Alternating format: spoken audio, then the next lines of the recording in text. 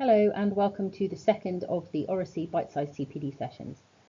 This video will explore further the concept of learning through talk, which is addressed in our whole school literacy objectives. I'll introduce you to the Voice 21 Oracy framework, which we'll be using to help elevate Oracy across the school. When it comes to Oracy and talking like a subject specialist, you are the expert in the room, but being an expert can be problematic, however. One of the main difficulties, as always with literacy, is what Alex Quigley calls the curse of the expert. We implicitly model talking and thinking like a specialist in our field every day, but how often do we call attention to what we're actually doing? Do we even know?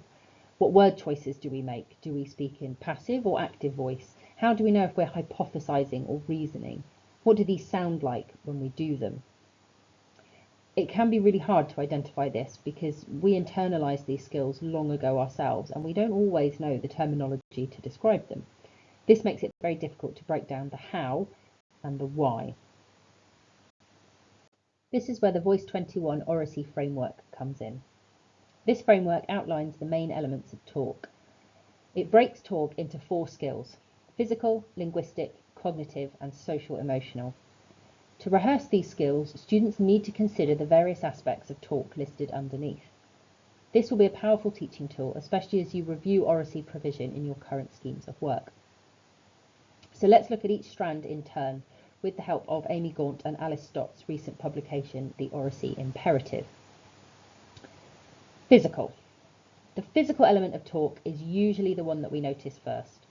It refers to tone, pitch, pace and volume of voice, gestures, body language, eye contact, facial expressions. We understand a lot of what is said through the non-verbal signs and signals. A student that says, "Yeah, I'm fine," while shrugging and crying is clearly not fine. Linguistic. To communicate effectively, we need language. The linguistic strand relates to the words we choose to use and how we coherently organise those words. Disciplinary vocabulary means word choices change dependent on subject, topic and processes.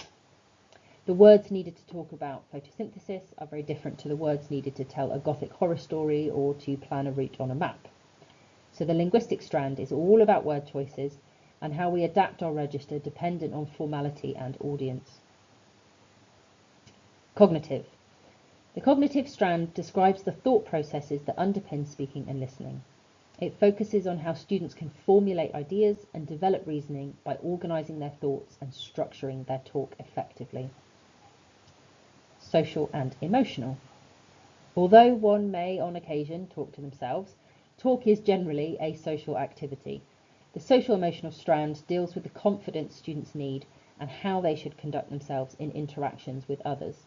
It guides them in making judgments about when to talk and when to listen, and how to listen as well. Students will need support in all 4 of these strands.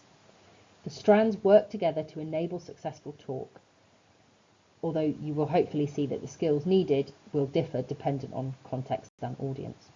As a classroom teacher, you can use these strands to help explicitly instruct how to talk like an expert by breaking down those relevant skills according to task. A challenge. This term, try out the Oracy framework when facilitating your next Oracy-based activity.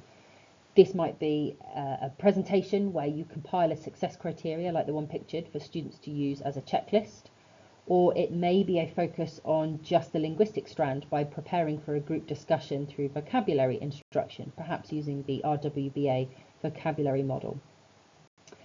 Or perhaps you just identify students who never speak up and work with them on volume and projection, perhaps one-to-one. That's it for now. Thank you very much.